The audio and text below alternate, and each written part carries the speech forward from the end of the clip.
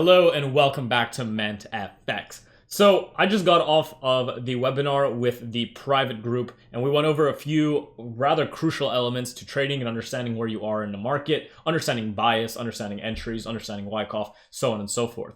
Now, as we did this, something was brought to my attention. Well, something that I was explaining was actually made more clear to me, and something that can actually help a lot of you understand where you're going wrong and how your perception of time frame is actually keeping you from excelling. So if you have not seen the previous structure videos, please go and watch them. But the ultimate thing that you could have gotten from them is that structure will be delivered to you in multiple ways. And when structure is delivered to you in multiple ways, structure within that structure is ultimately going to have breaks of structure within it, structural breaks, continuations, right? Structural breaks that do not hold, but then continue actually going higher. And within all of this price action, you're going to start seeing Wyckoff occur in the form of distributions, accumulations, distributions, accumulations.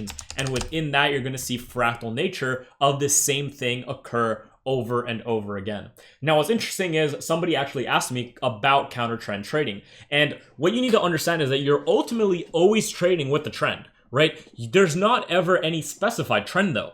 What's interesting is based on the time frame that you are specifically looking at, there is going to be a time frame that is established, right? Whether you're looking at a 1 minute, whether you're looking at a 1 hour, whether you're looking at a daily, whether you're looking at a monthly, a time frame is being established to you. And that time frame is actually helping you decide on what your bias is. And your bias is nothing more than what you believe will happen in the market. So if, for instance, a market is delivering price to you this way, what is your next expectation going to be? Well, more likely than not, your next expectation is that a new price leg will be put into place that will most likely be above this last, most recent higher low, and then a new price leg will be put forward that comes and breaks more structure to the top side. Now, when this occurs and you're looking at this specific time frame right here, what you need to recognize is that yes, you are being delivered price in a bullish manner and you are expecting bullishness going forward. Now, what's interesting about this is that the second you get a little bit lower and you begin to see the price action within here, which is most likely going to look a little bit something like this, right? And price action is doing this. Well, now your actual price action of that specific time frame that you're looking at. So instead of looking at this overall thing where we agree all together right now that this is bullish, now when you're looking at this specific time frame right here, what you're actually seeing is bearish intent being thrown into the market, which means that if you are looking at this market on this specific time frame, your actual analysis and bias, so where you believe the market's going to go on this specific time frame, the one I have circled to you, right, with this structure being delivered the way it's being delivered, is actually going to be bearish. And that isn't wrong. Your actual trend in this case is showing you that it wants to potentially turn bearish. And of course, if you get something of this sort, your bearish action is a go, right? And as a result, you can begin to expect what? New lower highs of this newly established bearish structure to be put into place. But as we spoke about in the structural videos, you are also cognizant of the fact that you're a part of a larger time frame trend, right? Because the same way that you're being delivered this, if we wanted to go absolutely fucking crazy about this and get even deeper in here, we'll notice the same thing occur. We'll notice that each one of the impulses inside of here and each move back is going to be the same thing that we just saw happen higher, with structural continuations that happen back and forth and are delivered to you multiple ways based on the time frame you're looking at. Now, the reason I bring this up is because it is vital to sometimes understanding where you are in a market and actually forming a better understanding of where you could be potentially heading. And we had actually a really good example that I want to look at with some of you guys today, so you guys can actually go and use this in your own trading, but understand from where exactly you should be coming when you're actually working with doing something of this nature. So in this specific case, we were actually looking at Euro CNH. So again, this is a currency I don't trade. I don't even think you can trade it. Maybe you can, doesn't really matter. I don't trade this currency, but the most important thing that I want you to recognize is what I did with this, and it's just about where it is exactly right now and how it's been moving. So if we make our way up to the daily, right, it's very quickly, just by looking at this, you may start to put yourself into the idea that you were in a most likely bullish structure that then began to shift bearish intermediary, right, expecting potentially higher highs to be met. However, price broke down and continued to be bearish for a while. Price then broke out, began to be bullish, right, broke again, became bearish, was bearish for a while, potentially had a liquidity grab that might shifted bullish, but we don't know if it really wants to yet, and now is looking to come lower. So potentially it's bearish again, right? That's fine. That's all fine and dandy. That's structure in its normal sense. Again, if you're in the mentorship, you understand this a lot more deeper now, especially with the private videos. But if you've been studying structure and been studying smart money, you understand structure being delivered in the case, in this case right here, right? And again, you're not specifically in a bullish market or a bearish market. That is fully up to the perspective of which time frame you're actually trading on and which time frame you're looking for entries on, right? This is why we conduct top-down analysis.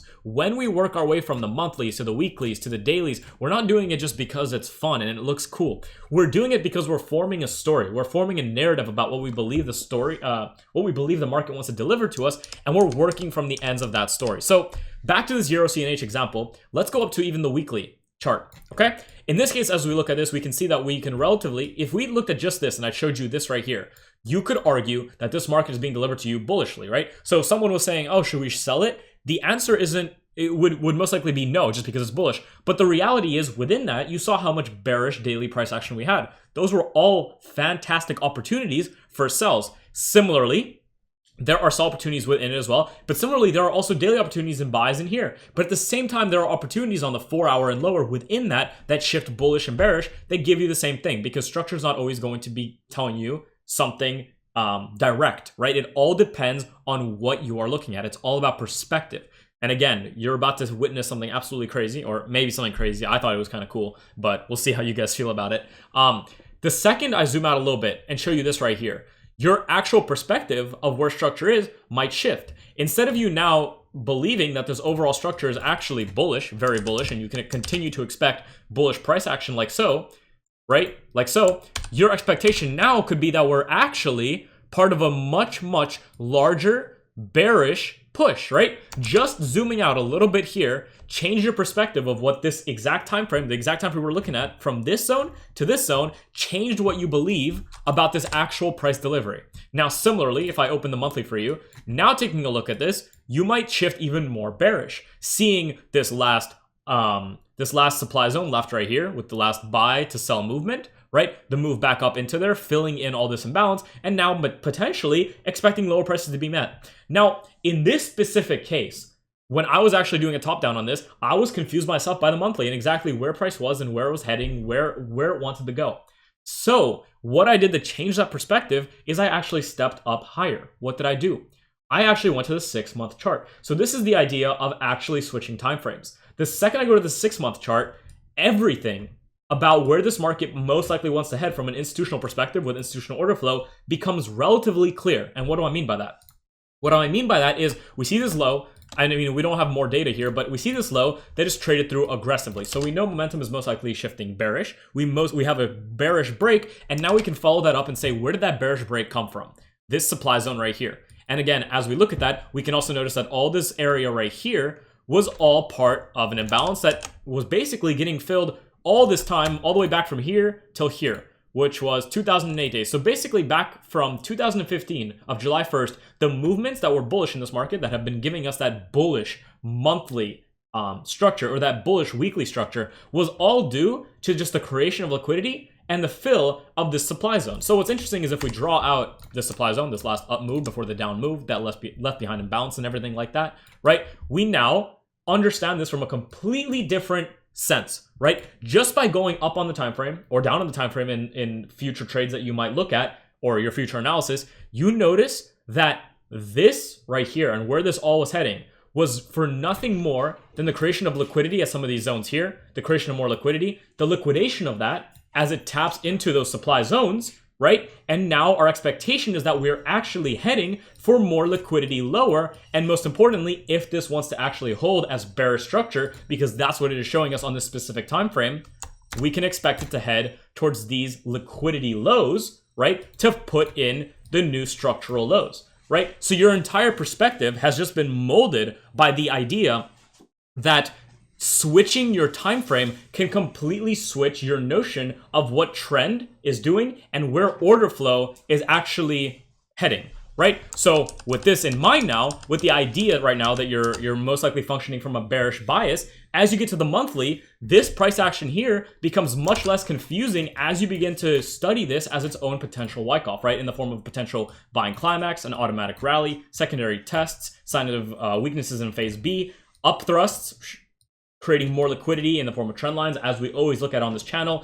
UTADs, right? Looking for now potentially tests at the new supply zones that are forming, tests at new supply zones that are forming, the breakdowns that are going to show a sign of weaknesses and give us major structural breaks down and potential lower prices being put into place. And now this monthly or weekly bullish trend that you could have said that we're in is actually part of an even larger bearish correction, or a bearish trend, right? So this is just a bearish correction. That's all it is, right? So the reason I make this is because it's important and vital to your own understanding of the market to know that based on the actual time frame you're studying and the time frame that you're looking for potential setups from and where you're looking at structure being formed, the structure can change back and forth across multiple different time frames. And sometimes by working with a higher or lower time frame, your perspective of the market can be molded in a very different way. So in this specific case, my actual perspective of what this market wants to do was ultimately molded by what the 6-month chart had done, right? And this is why, again, I stress the importance of understanding top-down analysis. Understanding that just because you're looking at a 4-hour and there's a 4-hour bearish structure does not mean that that 4-hour bearish structure is going to hold. All it means is that 4-hour bearish structure can be traded and will most likely hold at new supply zones along the way, right? So your bearish structure, as it's developed, will most likely hold at some of these zones. Give me a second. Will most likely hold at some of these zones on its way down because it's in a corrective push that's actually part of a much larger swing, right? Just because structure is holding like such, right, does not mean that this is impossible to happen, right? Just because this is happening doesn't mean that this won't happen, right? Think about that for a second. Just because this is being delivered to you does not mean this will not be delivered to you. And the second this does get delivered to you, then it's all good because you understand it's bullish, right? But until that, you might have still just been looking for continuing selling pressure. And guess what? You might have gotten some sells, but then it might have just liquidated you because it was part of a higher time frame notion in play. So I hope this video made a little bit of sense. I hope you take this with a grain of salt and understand that your top-down analysis and your understanding of order flow will come from a multitude of factors. And understanding to work your way from the top down is what's ultimately going to form your understanding of this market. Thank you for watching, guys. I hope you enjoyed, and I'll see you either in the mentorship or in the next video. Thank you.